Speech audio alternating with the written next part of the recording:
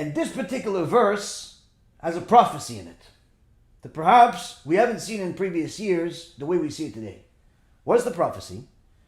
This place that Yitzchak finds water, this blessing that he gets for letting things go and simply having 100% emunah in Hashem, this particular place gives a prophecy to us. Not just that if we trust in Hashem the same way, we'll also get good, but also look at this, that the blessing will last forever. How do we see it? Vayikra ota Shivah al ken shem ha'ir Beer-sheva ad hayom hazeh.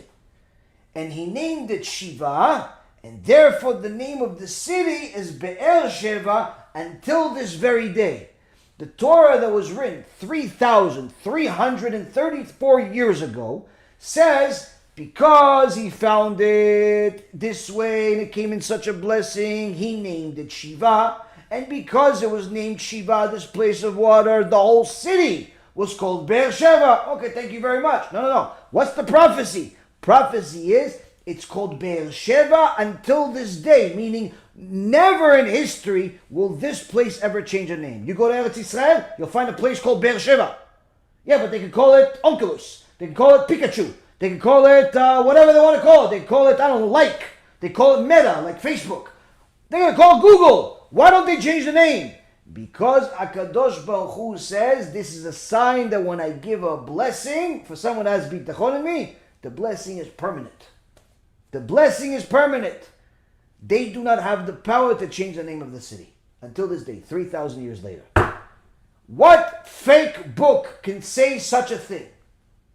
Obviously, this is divinely inspired. This is a divinely inspired book. This prophecy alone is enough to prove any normal person that there is 100% divine prophecy in the Sefer Torah. This could not have been given by mankind. This is only by God, because a human being, it's a man-made book, it's a fake book, cannot make such a promise to say that in 3,000 years from now, this place that I call Pikachu is going to still be called Pikachu.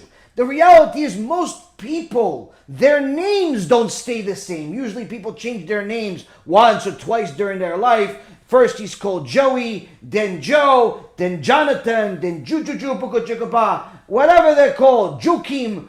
And during his life he's called 50 names. A guy's name during one life changes his name. A girl, Hashem Yishmael, she'll change her name 500 times, especially if she is a Kabbalist. She wants to go to every rabbi and he gives her a new name.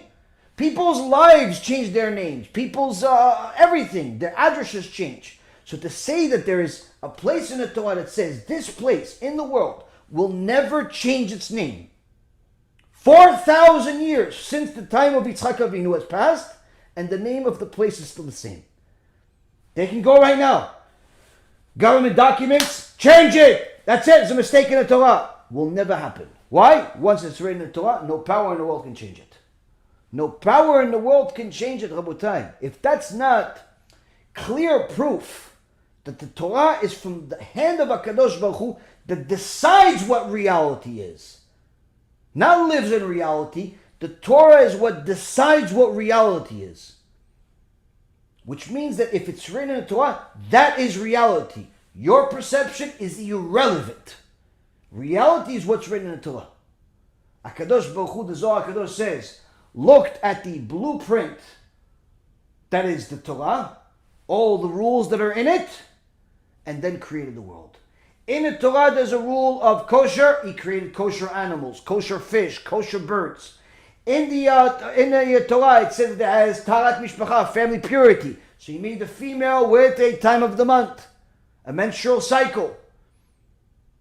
In the Torah it talks about there's a place called Beer-sheva. Therefore, there will be a verse in the Torah that is Beer-sheva, and that place will never change. Why? Because the Torah says, Ad hayom hazeh, until today. What day? 4,000 years ago? No, today, now. Now today, now tomorrow, now next year, now in 1,000 years. Will always be called Beer-sheva. This, Rabotai, is amazing if you really understand it.